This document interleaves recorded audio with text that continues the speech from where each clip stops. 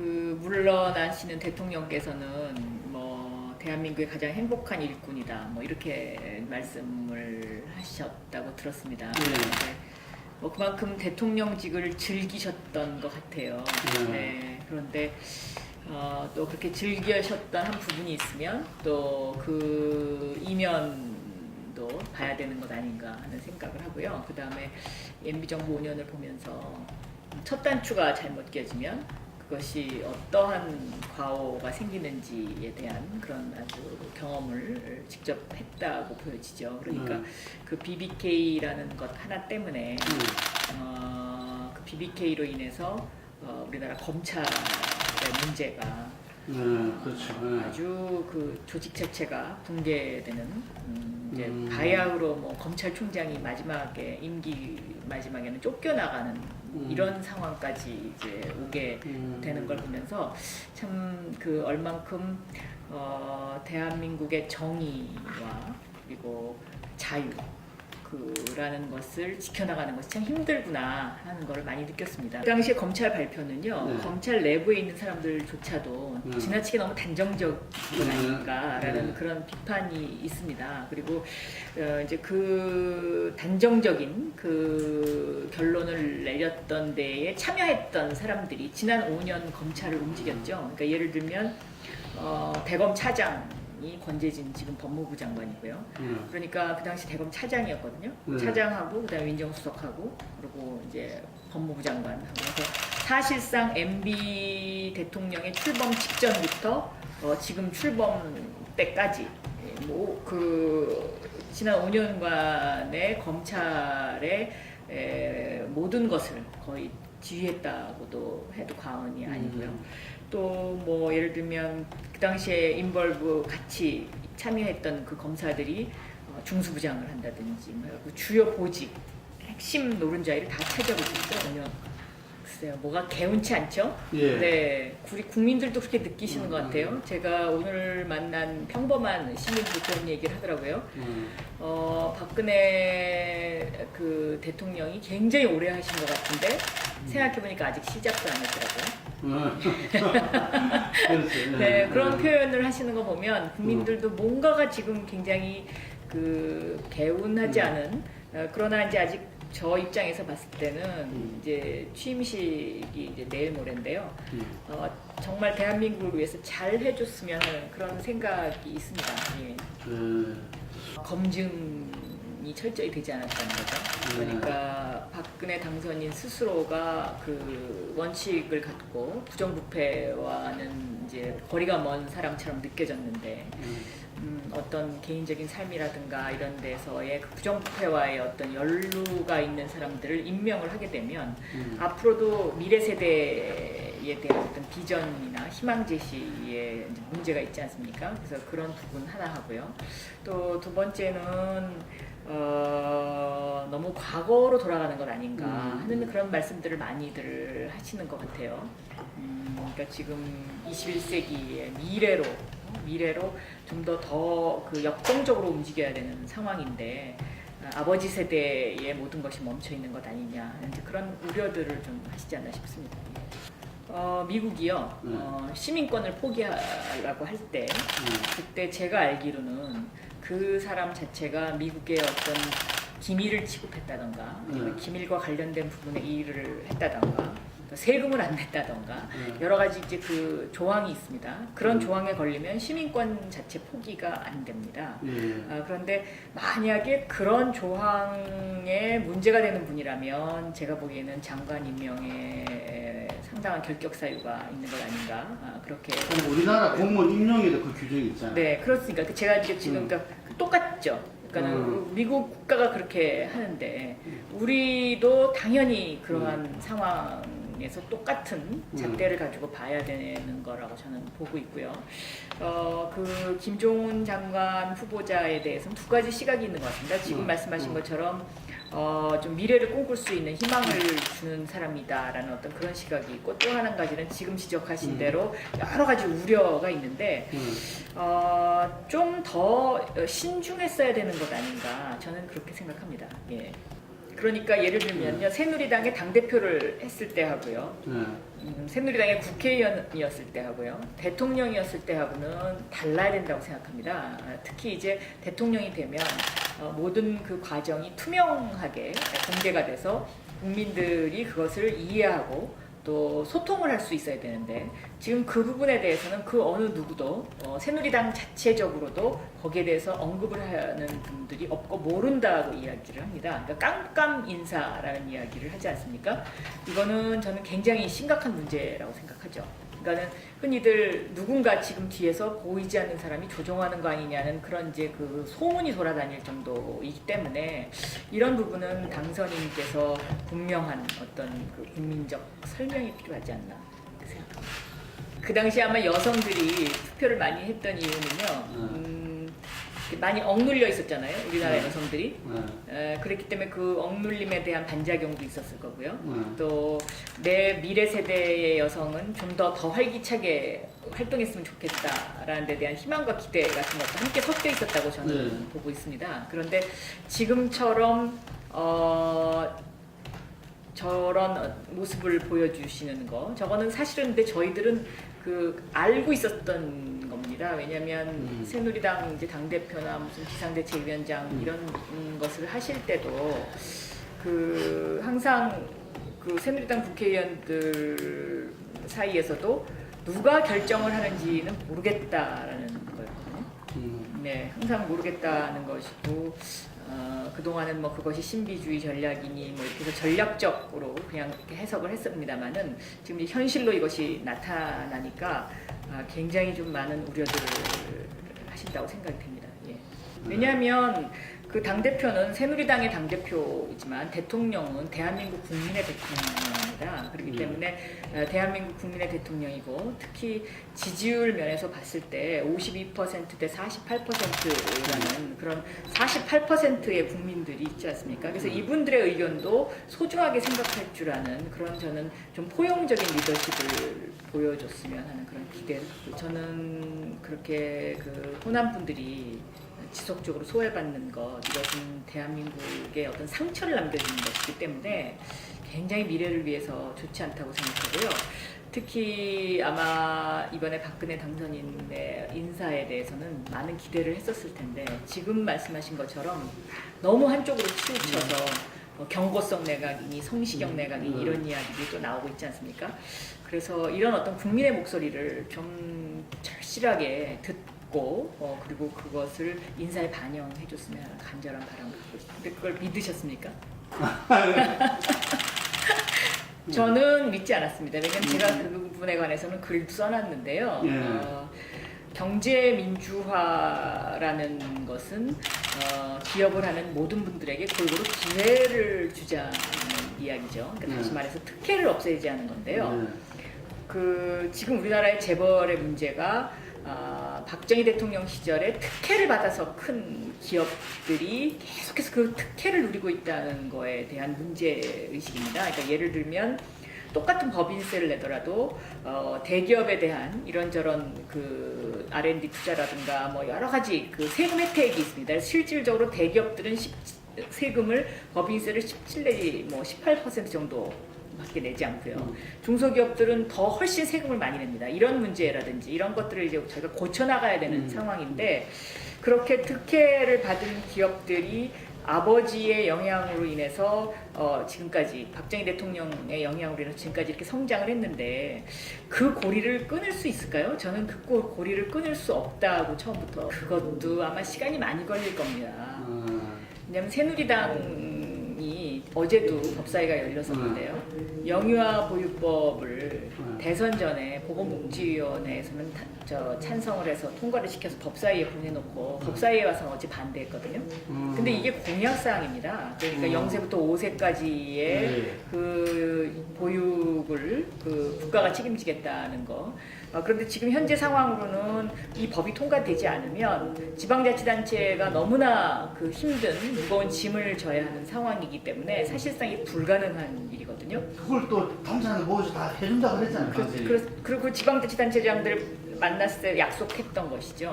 그런데 어저께 반대해서 통과를 못 시켰습니다. 완전히 겉다로 속다르네요. 그게 한두 번이 아닙니다. 네, 그런데 우리 국민들은 그런 한두 번이 아닌데 계속해서 속아주십니다. 저는 그래서 제가 법사위원장으로서요. 박근혜 당선인이 그 본인이 이야기했던 공약에 대해서 약속을 잘 지키면 제가 적극적으로 협조할 생각이 있습니다. 그런데 약속을 지키지 않을 경우에는 저도 그 부분, 그러니까 법사위의 어떤 법안 통과와 관련해서는 협조하기가 힘들지 않을까. 왜냐하면 정치라는 것은 국민과의 약속인데 저는 그 약속을 우선하는 대통령이 되어주시기를 간절히 그렇게 바라고 있습니다. 네. 근데 상반기에 뭘 하겠다는 건지 저는 아직 잘 모르겠습니다. 예를 들어 검찰 개혁 부분만 하더라도요. 지금 일단 박근혜 당선인의 공약과 관련해서 상설 특검이 있고요, 특별 감찰관제가 있고, 그 다음에 법무부의 그 검사 파견을 줄이겠다는 이야기도 있었고, 또 검사장급을 숫자를 줄이겠다. 그 다음에 그 청문회를 통과하지 않은 검찰 추천위원회에서 추천한 인사 가운데 청문회를 통과하지 않은 검찰총장 후보는 임명하지 않겠다. 이런 것들이 다 공약 사항입니다. 그런데 상설특검이나 특별감찰관제 같은 것은 사실 법만 통과시키면 되는 것이거든요. 그런데 현재 지금 새누리당에서는 전혀 움직이지 않고 있고요. 제 입장에서는 박근혜 당선인이 당선이 됐으니까 뭐 저희 민주당에서는 뭐 공수처라든가 뭐 국가청렴위원회라든가 이제 이런 것들을 만들어야 된다고 주장하는 것이 저희의 입장이긴 하지만 박근혜 당선인이 이야기했던 그 공약만이라도 지키라는 것이죠. 그리고 그쪽에서는 중수부 폐지를 가장 큰 공약으로 내걸고 있는데요. 저것은 중수부 폐지라는 것은 사실상 그렇게 큰 의미가 없습니다. 왜냐하면 저것이 대검에서 폐지된다고 했을 경우에 서울지검의 특수부나 어디서 그 일을 또 똑같이 하는 것이기 때문에 저것은 개혁이라고 보기는 사실은 힘든 것이고요. 그리고 중수부 폐지는 18대 국회에서 이미 여야가 합의했던 일입니다. 그런데 그것을 이제 뭐 이제 와서라도 뭐 이렇게 뒤늦게 만시지탄의 성격이 있는 것이죠. 그래서 저는 좀 실망스럽다는 생각을 많이 합니다. 네. 그런데 제가 보기에는 좌클릭이라는 것은 선거 전략에서 그치고 아마도 그것을 실천을 과연 할 것인가에 대해서 굉장히 지금 의문점이 많지 않습니까? 왜냐하면 오늘 5대 국정과제만 보더라도 그 4대 중증질환 그 부분만 보더라도 중요한 부분이 빠져 있고 또 조금 전에 말씀드렸던 검찰개혁 그 부분도 그렇고 저는 제가 국회의원이 돼서 2004년부터 2007년 17대에는 경제민주화 부분에 관한 그 메시지를 지속적으로 제가 강조를 했었고요. 또 2008년부터 2012년까지는 검찰개혁과 관련된 이 부분에 주력을 했었습니다. 그런데 이것이 공교롭게도 2012년에 시대의 화두가 됐었는데 이것은 국민들이 그만큼 열망하고 있는 부분이라고 생각합니다. 그래서 이 두 부분에 관한 것을 앞으로 5년 동안 해결하지 않으면 대한민국의 기회균등한 사회와 또 정의로운 사회를 만들어가는 것에 있어서 점점 멀어지지 않을까 하는 그런 우려를 갖고 있습니다. 일단 이제 경제 민주화가요. 이제 그 어떤 조금 전에 설명드렸던 기회균등 부분이 있고요. 재벌 체제를 소유 규제를 할 거냐, 행위 규제를 할 거냐의 부분이 있습니다. 그런데 이 소유 규제와 행위 규제 부분에 있어서는 아직까지 어떤 그 사회적인 합의를 도출을 하지 못한 부분이죠. 저는 그 동안에 이제 그 소유 규제를 해야 된다는 쪽이었고, 그래서 금산분리법을 제가 냈었고요. 이 금융자본과 산업자본이 뒤섞여 버리면 경제 정의가 실종되기 때문에 결국은 이것이 경제가 타락할 수밖에 없다라는 게 이제 저가 그 동안에 지향했던 그 어떤 저 나름대로의 이제 경제관이었는데요. 그런 부분에 있어서 MB 정부 들어와서 이 금산분리를 이렇게 흐트러뜨리는 법을 날치기 통과를 한 부분이 있습니다. 금융지주회사법이라고요. 근데 그 법은 사실 어떤 몇 개의 재벌을 봐주기 위한 법이거든요. 그러니까 예를 들면 보험회사가 손자회사를 만들어서 일반 회사를 소유할 수 있도록 하는 이런 법들입니다. 이거는 사실 보험회사라는 것 자체가 보험이라는 것이 그 대주주의 돈이 아니지 않습니까? 보험에 가입한 분들의 돈이죠. 근데 그 회계 정리도 지금 제대로 안 돼 있는 상태에서 손자 회사를 만들어 가지고 또 보험회사가 어떤 일반 회사를 갖고 있다 그러면 이게 이제 뒤죽박죽 되는 거죠, 경제가. 이제 주머니 돈이 쌈짓 돈이 뭐 다 니께 내 거고 내게 네 거가 아니고 네 것도 내 거고 내 것도 내 거고 뭐 이런 이제 상황이 되는 이런 법이 지금 날치기 통과되어 있는데 기본적으로는 이 법을 되돌려 놔야지만 제가 보기에는 혼란이 앞으로 없을 것이고요. 그리고 그래서 이제 이 재벌의 소유 규제와 행위 규제 부분에 있어서의 어떤 그 국민적 합의가 저는 필요하다고 보고 있는 거죠. 어디까지 소유 규제를 할 것이냐, 그리고 이제 행위 규제 부분을 어느 정도까지 갈 것이냐. 그런데 아마도 박근혜 정부는 행위 규제 쪽, 다시 말하면 아까 말씀하셨던 공정거래라든가 이런 부분만 조금 손대는 것을 경제민주화로 뭐 골목 상권을 짜고 네, 그렇습니다. 네. 경제민주화로 착각하고 음. 있는 것이 아닌가. 저는 이제 그렇게 보고 있는 것이죠. 그리고 이제 이 기회균등과 관련해서는 이거는 굉장히 지금 심각합니다. 그러니까 기업도 사람처럼 태어나서 성장하고 소멸하고 하는 이 생태 사이클이 이루어져야지만 그 기업의 그 나라의 기업들의 어떤 생태계가 건강하다고 볼 수 있죠. 그러니까 다시 말하면은 미국의 예를 들어보면 미국은 뭐 예를 들면 빌 게이츠라든지 또 스티브 잡스라든지 뭐 주커버커라든지 이런 어떤 그 새로운 기업군을 이루면서 전 세계를 지배하는 기업들이 거의 10년에 하나씩 탄생하고 있고 또 그 기업들이 성장해서 어느 시점이 되면 자기네들이 그동안에 추구했던 이윤을 사회에 환원하고 그리고 다시 또 새로운 이제 기업군이 성장하고 이렇게 해서 이제 그 계속 생태계가 돌아가고 있는데 우리나라는 사실 1970년대에 형성된 재벌군이 구름충처럼 형성이 돼 있지 않습니까? 그래서 밑에서 아무리 잘하려고 해도 햇빛을 받을 수가 없기 때문에 여기가 다 절망하게 되는 것이죠. 이게 굉장히 좀 심각한 문제입니다. 그래서 이렇게 그 밑에 있는 중소기업, 중견기업들한테 물을 주고 기회를 주고 해서 이 기업들이 세계적인 기업으로 성장할 수 있도록 정책을 그렇게 터줘야 되는데 글쎄요, 과연 얼만큼 그런 기회가 있을지 좀 의문시되고 있습니다. 그러니까 그 선제입법이라는 것 자체가요. 그쪽에서 받아줘야지 저희가 법이 통과 가능성이 있지 않습니까? 왜냐하면 저희가 과반 의석을 확보를 못하고 있기 때문에 아무리 저희가 입법을 한들 그쪽에서 그것을 받아주지 않으면 불가능한 일이죠. 네. 제가 그 대표단한테 그런 주문을 했습니다. 예를 들면 정부 조직 개편도 중요하지만 검찰 개혁 부분도 굉장히 중요하다. 그리고 이거는 초창기에 특히 검찰 개혁이라는 것은 초기에 하지 않으면 이건 불가능합니다. 그래서 그 부분을 강조했으면 좋겠다라고 이야기를 했었는데요. 제가 아직 협상이 마무리 안 됐기 때문에 뭐라고 말씀드리기는 힘듭니다만은 검찰개혁 부분과 관련해서는 박근혜 당선인이 했던 공약에 대한 어떤 가시적인 것이 있어야지. 아까 특별감찰관. 네, 상설특검 해서 그거 가시적인 그런 어떤 부분이 없다면 저도 이런 어떤 그 박근혜 정부의 협조하기가 굉장히 힘들어지죠. 네.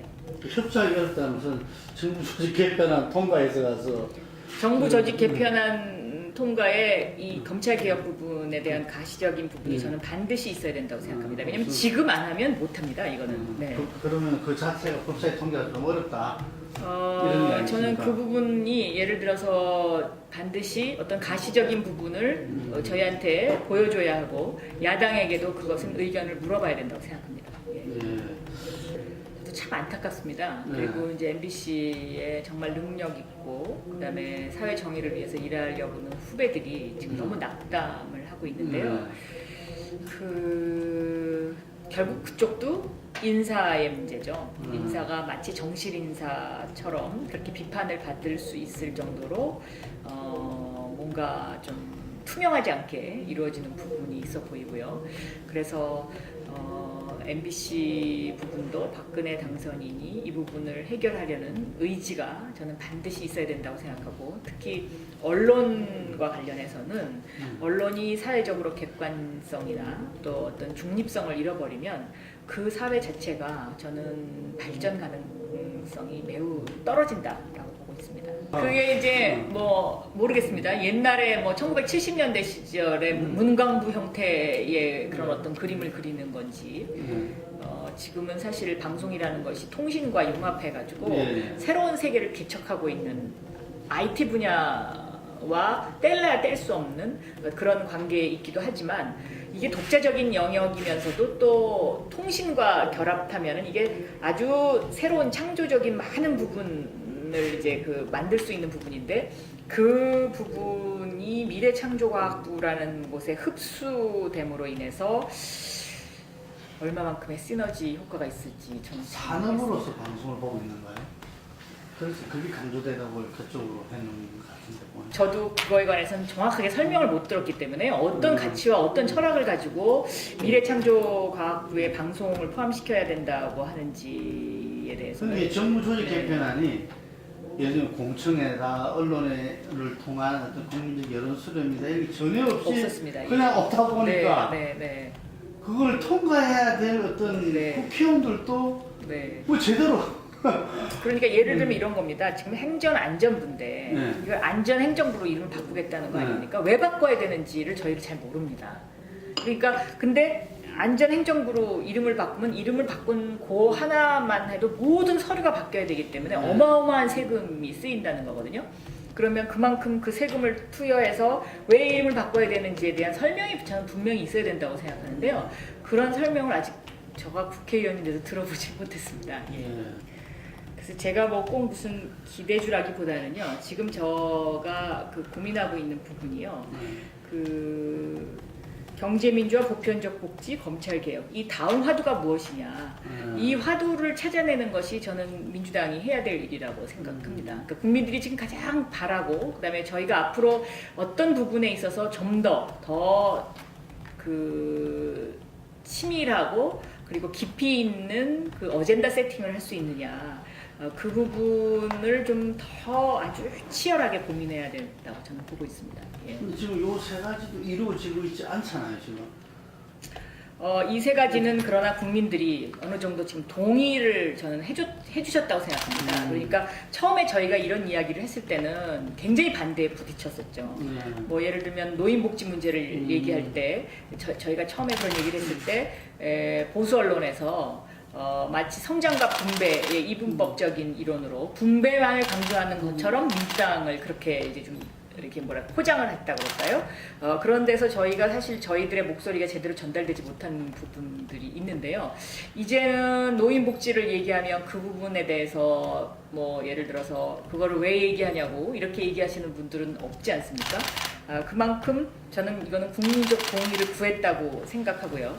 그리고 이건 국민적 동의가 구해졌기 때문에 지금 당선인이 해야 될 과제가 바로 저는 이거라고 생각하고 있습니다. 그래서 이 일을 제대로 하지 않으면 대한민국의 미래도 저는 굉장히 불투명하지 않을까 그렇게 보고 있는 것이죠. 요즘 이렇게 다니다 보면 이제 우리 젊은이들이 꿈과 희망을 갖고 있지만 그것이 이제 현실화되지 않는 데 대해서 좌절하는 분들을 참 많이 만나 봅니다. 그래서 참 일자리 구하기도 힘들고 또 본인들이 하고 싶은 일을 찾는 것도 참 힘들다고 생각하는데요.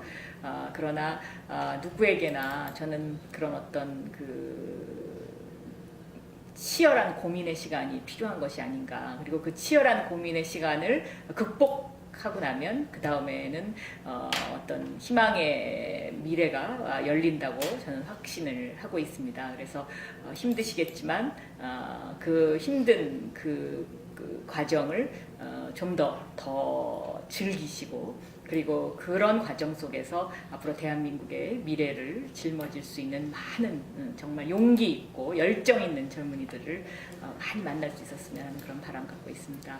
새해 복 많이 받으십시오. 건강하시고요. 네.